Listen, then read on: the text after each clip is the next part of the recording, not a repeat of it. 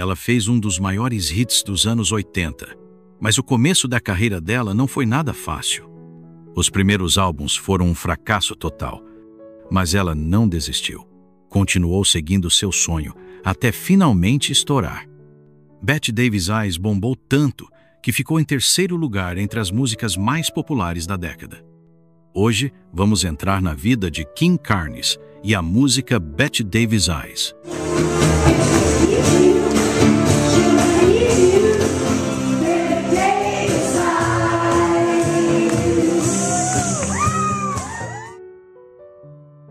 King nasceu em Los Angeles, Califórnia, no dia 20 de julho de 1945. Era filha única. Seu pai, um procurador da justiça, e sua mãe administradora de hospital. Olha só que curioso. Mesmo sem ninguém da família ser músico, King já mostrava seu talento desde pequena. Imagina só, que ela compôs músicas com apenas 3 anos. Ela já gravava no seu pequeno gravador as músicas que inventava. Aos 5, já mandava ver no piano. King Carnes sempre soube que seria cantora. Eu nunca tive qualquer outra coisa em mente. Eu queria escrever canções, eu queria ser uma estrela e uma cantora, e nunca pensei em fazer nada mais do que isso. Confessou King numa entrevista a Steve Ozala em 1981. Durante a adolescência, ela estudou piano clássico e acabou se apaixonando por pop rock no ensino médio. Participava de bandas da escola e cantava nas peças de teatro. Depois que terminou os estudos, conseguiu seu primeiro trampo na música. Cantava e gravava músicas, que eram mostradas para artistas famosos, tipo uma demonstração para eles decidirem se queriam gravar ou não. Nessa época, ela fez várias amizades importantes no meio musical, incluindo Don Henley e Glenn Frey, que depois formaram os Eagles. Para fazer uma grana extra, King cantava em bares e baladas. Por causa do tanto de gente que fumava nesses lugares, sua voz acabou ficando mais rouca e áspera com o tempo. Em 1966, aos 20 anos, ela entrou para a banda New Christy Minstrels. Foi lá que conheceu o Dave Ellenson, um músico que virou seu marido no ano seguinte.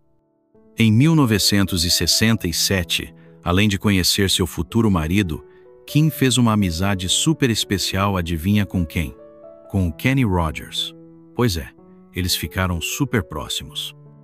Em 1970, Kim e Dave, seu marido, resolveram sair da banda para tentar a sorte como dupla. Mas sabe como é? Depois de pensar bem, eles perceberam que Kim tinha mais chance de fazer sucesso sozinha. Daí, pediram uma força para o amigo Jimmy Bowen, que era produtor, e conseguiram o primeiro contrato dela. Em dezembro de 1971, King lançou seu primeiro disco, chamado Rest on Me. O pessoal da crítica até gostou, principalmente da voz única dela, mas nas vendas foi um fiasco total. 4 anos depois, em novembro de 1975, ela tentou de novo e lançou seu segundo álbum, que levava só seu nome mesmo, King Carnes. A crítica falou bastante sobre esse também. A galera da crítica curtiu o trabalho dela de novo e até comparou sua voz com a da Olivia Newton-John. Mas, mesmo assim, não rolou muito sucesso. Em 1976, King tentou pela terceira vez com o álbum Sailing. A revista Billboard até elogiou bastante, falando que era um trabalho super bem feito, com letras e melodias fortes, e que a voz dela tinha aquele toque especial do gospel branco. Mas adivinha? Nas vendas foi outro fracasso. Mas calma que tem uma luz no fim do túnel. Em 1978, finalmente King teve uma boa notícia. Ela regravou uma música do seu segundo álbum, You're All I Need, mas dessa vez fez um dueto com Gene Cotton, e aí sim. Pela primeira vez, ela conseguiu entrar na famosa Billboard Hot 100, chegando até a posição 36. Uma pequena vitória depois de tanta luta.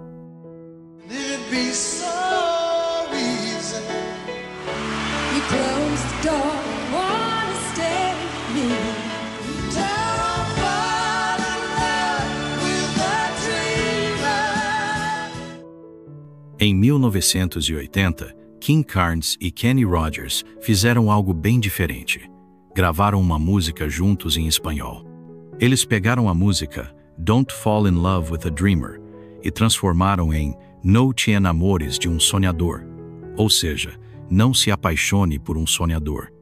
A letra é meio triste, fala sobre alguém que pensava que podia convencer a pessoa amada, mas não deu certo.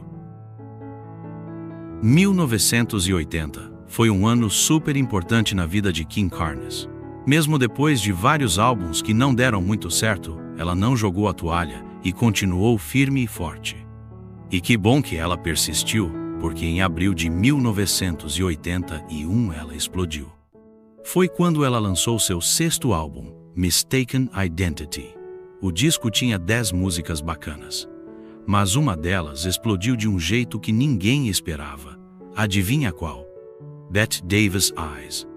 Essa música praticamente ofuscou todas as outras do álbum, virou aquele hit que todo mundo conhece até hoje. Foi tipo um divisor de águas na carreira dela. Finalmente o reconhecimento que ela tanto merecia tinha chegado. A música bombou tanto que ficou em primeiro lugar em 21 países: Austrália, Canadá, França, Itália, Espanha, Noruega, África do Sul. A lista é enorme. Nos Estados Unidos, então, chegou ao topo da Billboard e ficou lá por 9 semanas. Quer saber algo mais impressionante? Na década de 80 inteira, foi o terceiro single mais vendido nos Estados Unidos. Só perdeu para Physical, da Olivia Newton-John, e Endless Love, da Diana Ross com Lionel Richie.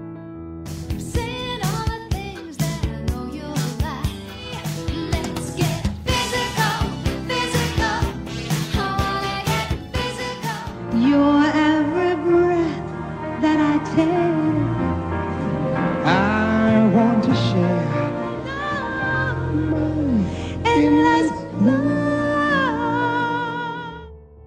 A música tinha uma qualidade absurda. Bette Davis Eyes virou um clássico que todo mundo conhece até hoje. Foi também a primeira vez que o público ouviu aquela voz rouca super característica da Kim Carnes, que acabou virando sua marca registrada. Quando a música começou a tocar nas rádios, muita gente achou que era um homem cantando. Vários até juravam que era o Rod Stewart com uma música nova, porque a voz da Kim Carnes é bem rouca.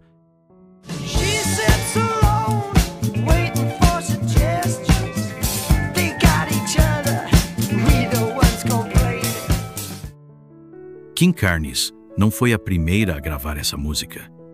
Pois é, 6 anos antes dela fazer o hit que todo mundo conhece, uma cantora chamada Jackie DeShannon já tinha gravado a música, mas num estilo totalmente diferente. She's got Bette Davis eyes until you come up through. Bette Davis eyes.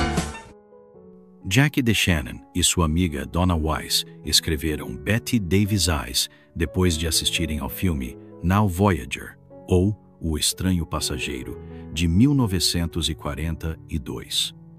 What is the feminine for your word? That's what I am. Like that. You see, no one ever called me darling before. As duas eram super fãs de filmes antigos e ficaram impressionadas com a Bette Davis, principalmente com aquele olhar marcante dela e o jeito forte de interpretar seus papéis. Quando a música estourou, a Bette Davis ainda estava viva, com 73 anos, e ela adorou. Ficou tão feliz que mandou flores e cartões super fofos para Kim Carnes e para as compositoras, agradecendo por ter feito ela famosa para as novas gerações. A neta dela, inclusive, passou a admirá-la ainda mais por causa da música. Kim Carnes e Bette Davis acabaram se conhecendo e viraram amigas. A Kim até deu para ela os discos de ouro que ganhou com as vendas do álbum. Bette Davis faleceu em 1989, mas antes disso ainda recebeu uma homenagem super especial onde a Kim também participou. Depois que Bette Davis Eyes estourou, a Kim continuou lançando seus discos. Mas sabe como é a vida, né? Às vezes as coisas não saem como a gente espera.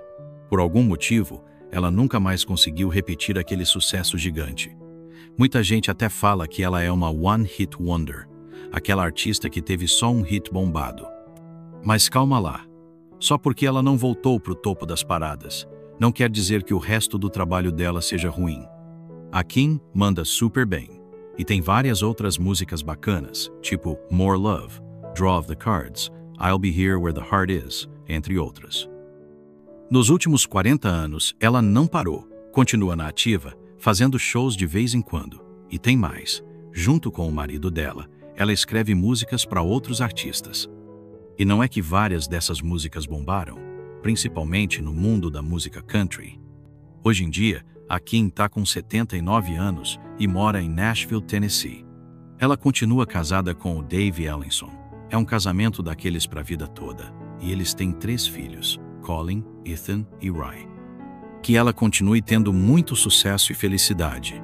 E se você curtiu essa história, deixa nos comentários o que achou e conta pra gente sobre qual artista você quer saber mais.